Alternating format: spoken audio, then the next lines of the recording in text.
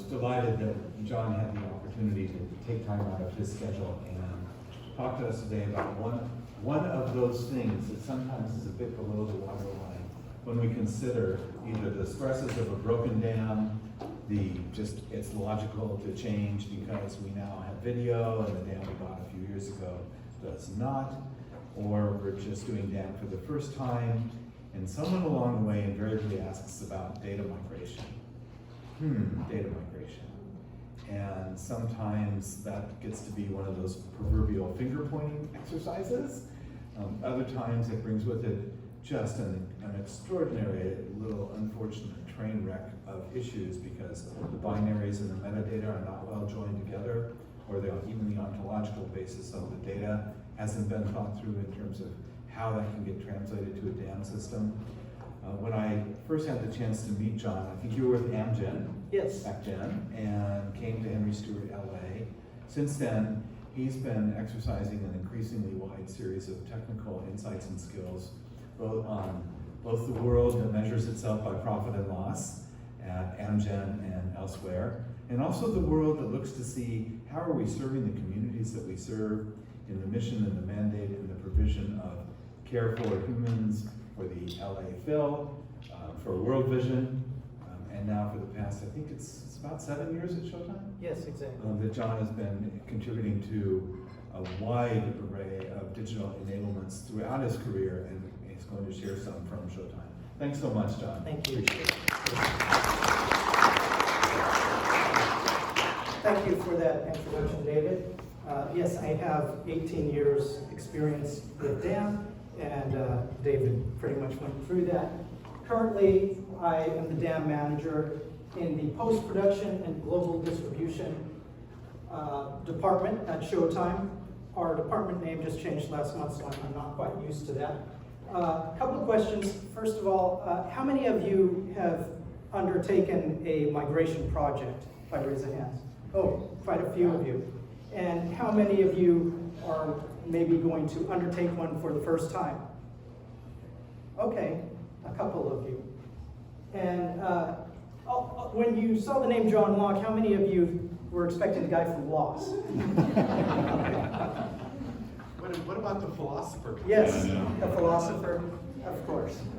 I have a lot of detail in these slides, which you will receive, so I'm going to do a lot of paraphrasing. First, we'll talk about Showtime, our DAM. In 2017, SAMI premieres at Showtime. SAMI is our digital asset management system. It stands for Showtime Asset Media Management Exchange. And our assets prior to having the DAM were on physical media, LTOs, HDR, PAM-SR tapes, DVDs, network servers, and cloud storage. Here is a list of the assets that we manage, which is all the assets you need to put on a show on Showtime.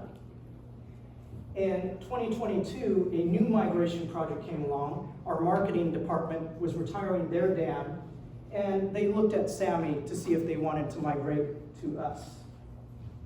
Here are the 7 steps we use in our migration journey. Because there's not a lot of time, I'm going to not read this, and I'm going to jump right in and go step by step in our process. The first, we took a look at our source assets, and we documented the metadata and taxonomy. Now, through each of these steps, I'm going to talk about 4 different migration projects or migration buckets, and let's take a look at those. So the first bucket was actually our physical media in our vault. And as these physical media came in, they were logged in on an Excel spreadsheet. So we had 37,000 rows of logs for these physical media. And our intention was to actually migrate these logs into SAMI as a metadata-only asset. So this would be our tracking. It would also serve as our chain of custody if a physical media was checked out and checked back in.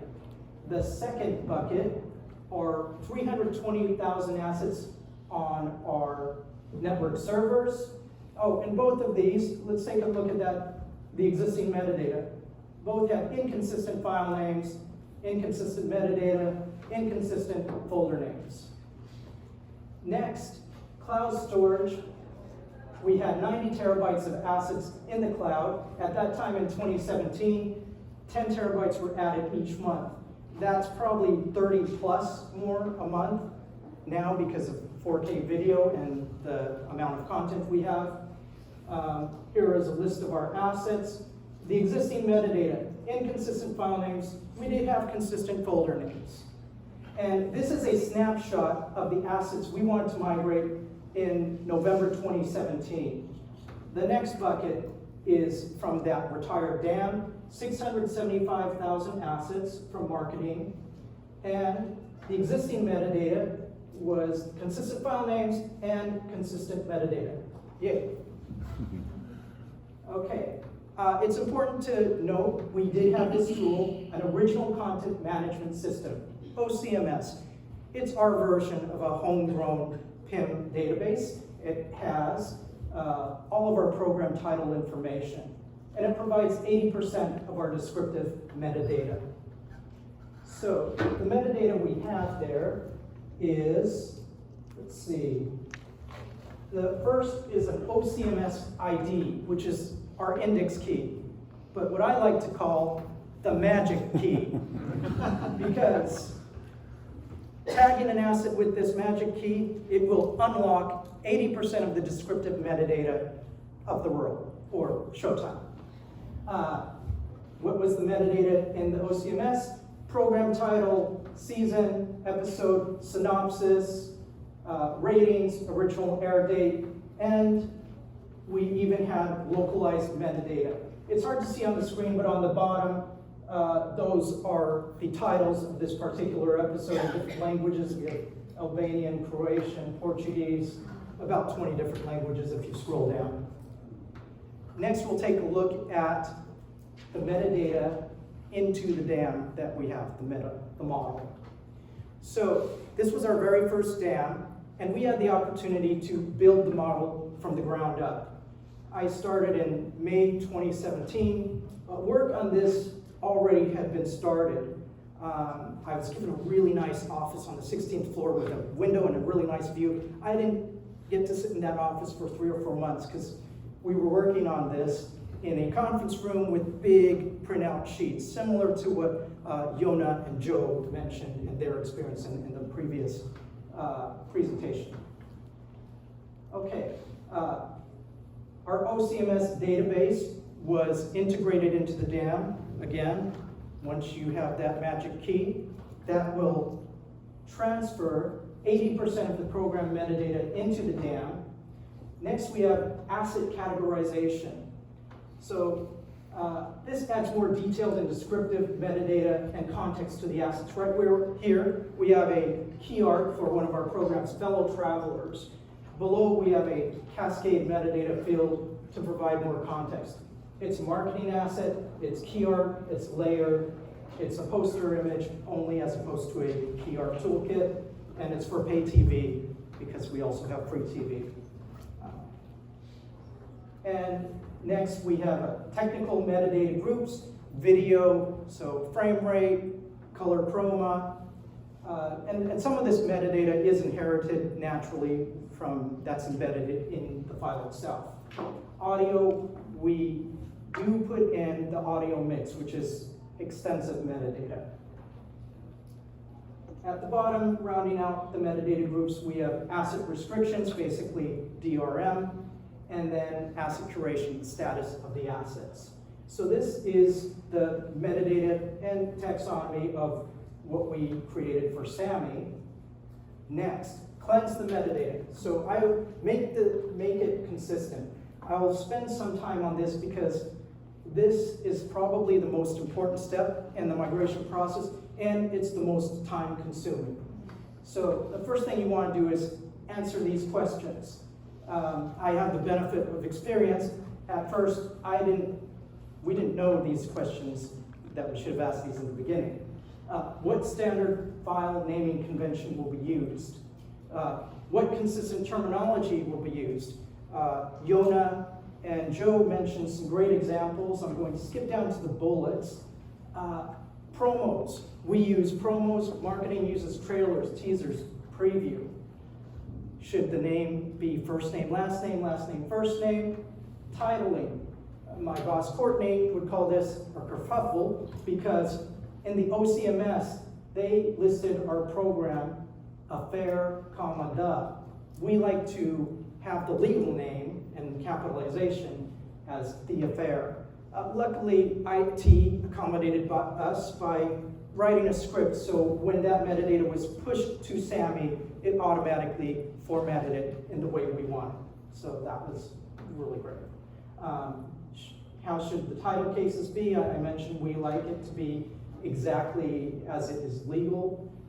What date formats does the DAM accommodate? Also in the previous presentation, how should countries be spelled out? Yes, we have BPO, LAS. Those aren't real standards. Anyway, so I took it upon myself. I said, let's just write them out. We can't go wrong that way. And for 7 years, we've been asking, hey, what's the standard? Because there is a governance committee. I don't think it meets often, and they are only just deciding that we're going to use the ISO 3166 codes. Are there policies, use of expletives? We have some expletives in the title. Does the DAM have a synonymous term feature? Does the asset file path and file name exceed 250 characters? We ran into that, and that when we migrated an asset that exceeded that amount of characters, it was rejected. Same with these forbidden characters. If these were in the file name, it would be rejected. I always miss the apostrophe. When I try to migrate and it gets rejected, sometimes I shoot the trigger quickly and call IT and say, hey, we've got a problem with this error. But then, there's an apostrophe hidden in there. Once you've answered these questions, then cleanse the data according to the information you had. And as I mentioned, this is the most time-consuming task. And this will be illuminated in a slide later. Eliminate forbidden characters, or as I like to call them, funny characters, because we are DAM practitioners and we don't like funny. Number 4, map the assets. So basically align the source assets to the DAM metadata model. That's a recap of what we've talked about before. I will mention that Excel spreadsheet, we called it the inventory tracker, and then the model that we wanted to get it to, the template, did have 167 columns of metadata. Not to fear, only 18 were required fields. What should be migrated, and I just want to point out, it's the record only, not the actual digital asset. I'm going to paraphrase this. So we created a migration-ready template. The important things are the magic key, the file name, DAM folder IDs. Our SAMI DAM use folders to put assets in. Not everyone does that, but we do. Use asset IDs to create asset relationships. So if there's an asset already in SAMI and we want to relate it to that, we can put the asset ID in a field that says relate to this asset. Next, test the template with IT, which was our experience. So I would populate the migration-ready template, fill it with test data. They would upload it to our UAT environment, our testing environment. And then what we're looking for is to see that the assets migrated correctly to the right folder and the metadata was properly mapped. This will most likely take several iterations. And then this is the hard part. Transfer the metadata from the inventory tracker spreadsheets to the migration ready file. One of the first things we did was break down that 37,000 assets, because if you opened up that Excel spreadsheet, it's just too much data. If you tried to filter, you'd get the blue circle of death, and it would just shut down. So we spend a lot of time breaking that into Excel spreadsheets for each program season. Shameless, I believe, has more than a dozen. Billions has 8. So that's a lot of breaking down and a lot of manual work before you even start cleansing. Here's an example of our migration-ready file. Those are only the first 10 columns. Those are only the last 10 columns. Why so many fields? Because we add audio mix metadata. Each channel has 7 metadata fields, and in this audio mix we have 12 channels, so that's a total of 84 fields. I believe we have columns across because we had to accommodate up to 18 channels. So it's not as scary as it sounds with the 167, because about 140 of these are audio. Next, map metadata to the network servers. So this is a little bit of a different methodology. And to be honest, this methodology is one I don't recommend in the future, but it's good to note. So we cleanse the metadata. What we did here is we created a folder template directory. So a parent folder was the OCMS ID number. The rest were 5 levels of subfolders that matched our asset categorization. We moved the assets to the end of that 5 subfolder, and so we basically staged the assets where we wanted. We used the folders as metadata mapping, and the final step is we would export to a CSV file, and that would have the file name, the file directory, the folders represented the metadata. That was our migration-ready file. One reason I don't recommend this is because that takes a lot of time. Just simply point to the directory where it is. You don't need to do all that staging. And then have Excel spreadsheets with CSVs, CVs, and fill that in just manually on the spreadsheet. It'll go faster. You can copy and paste than doing this exercise of staging assets. Next, our assets in the cloud.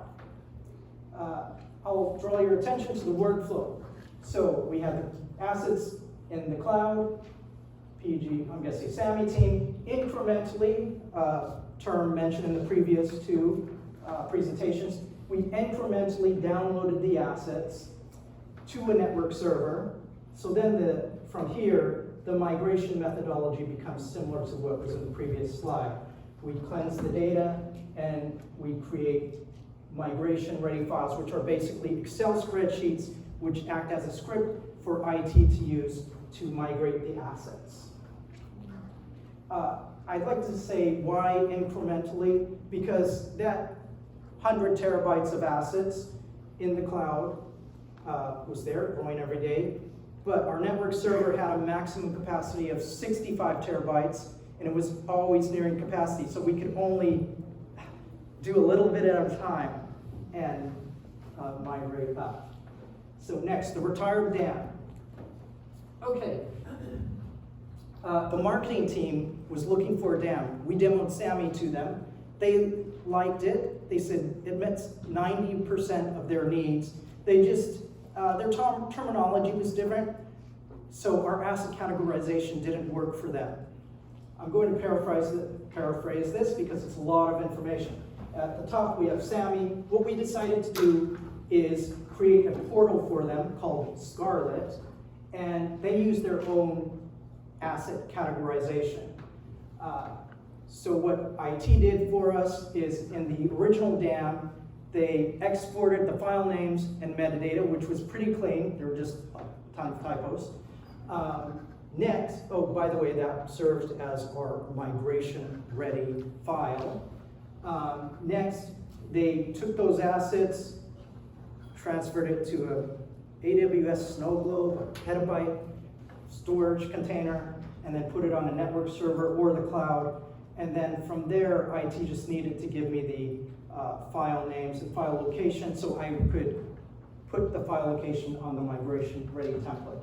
along with the magic key. 5, migrate assets. I'll draw your attention to the workflow. SAMI team submits the migration-ready file to IT. IT uses this file as a script to bulk upload the assets to SAMI in iterations, because as Corey mentioned, as our team of 2 to 6, depending on what season or year, can only manage so much. Now, we would receive an automated report, either that was accepted or it was rejected. If it were rejected, we would have to correct the script. If approved, we would go in and validate the migration. So, this is where things become illuminated. Physical media, 37,000 records on a log sheet. The original plan, I had resources of 3 temps. Original plan, complete that within 1 year. Real, actual, I dedicated 1 temp, and it was completed in 2 years because it took that long to clean that metadata. Next, network servers, same group of 3 temps, so this was concurrent, completed with 1 year because my SVP said, we only have the temps for 1 year, that's how long you have to complete this. It became clear quite early that it would take longer than a year. Actual migration, resources 2 temps, only 50% completed in that 2 years. Next, the cloud storage. I hesitate to even call this a migration project because I think of a migration project with a finite set of assets. This was definitely not finite. Every day it grew and grew and grew. Resources, 3 temps, 1 year. We assigned 2 temps. It has only partially been completed to this day. I call this steady state. Yes, there's the 90 terabytes, but then it becomes steady state assets that come in. A week later, it's a backlog for various reasons. Next, this is nice. Retired DAM assets. Resources 5, the whole marketing team. Actually more, because I helped. Complete within 6 months. Actual migration, resources 5, it was completed in 6 months. So, quality control check. This is kind of built into the previous step. So if there's a rejection, here are some reasons why it would get rejected. Those funny characters. The file path exceeded 256 characters, so the script wouldn't even be able to pick it up. Typos, big deal. Non-existent OCMS IDs, fake keys. Okay. QC validation, we would spot check a sample set, validate that it was imported to the correct DAM folder and the metadata mapped correctly. If we found an issue, we'd report to IT. Celebrate wins. This is really important because migrating is a daunting task, and the expectations are, overestimated. So the team, needs a morale boost. So we had this. At 750,000, we'd have a pizza. We never worked so hard for a slice of pizza. Okay. So set goals, celebrate accomplishments. The next slide is pretty important. Let me just check. Okay. I'm not sure when again, 3 minutes. Metadata model. Our metadata model changed twice within the first 6 months of starting, so we had to restart. Try to avoid that. Okay. Record-only migration. I dedicated 1 resource because having 3, were inconsistencies. So one of the resources was an expert in that area. I said, you go to town on this. Network server migration. Yes, using the folders as the metadata and staging them. I don't recommend that. That takes too much time. Simply do this. On the migration ready template, list the file directory location. So the script says pick it up here, wherever it is. Here's the file name, here's the OCMS ID. Additional metadata you need to fill in, maybe specs or asset categorization, the dam folder ID, where it needs to go, and related asset ID. Why was the retired dam migration so successful? One, because experience gained after 5 years. We had clean data, just typos is all we had to contend with. The number of resources, the whole marketing team, and they had a really hard deadline because that dam was being at end of life in 6 months. And thank you very much.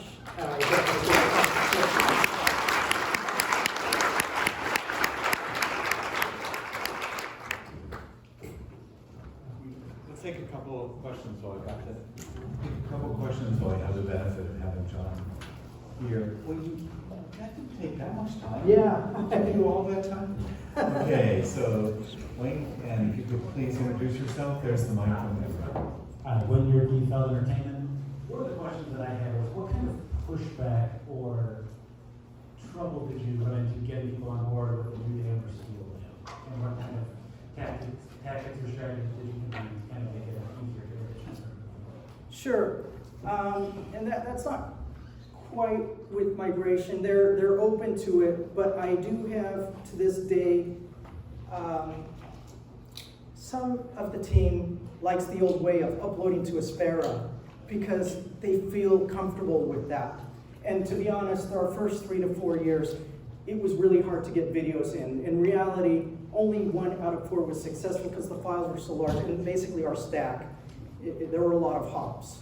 So that's something we have to contend with. That's a change management. We have to get our team comfortable and confident in the system.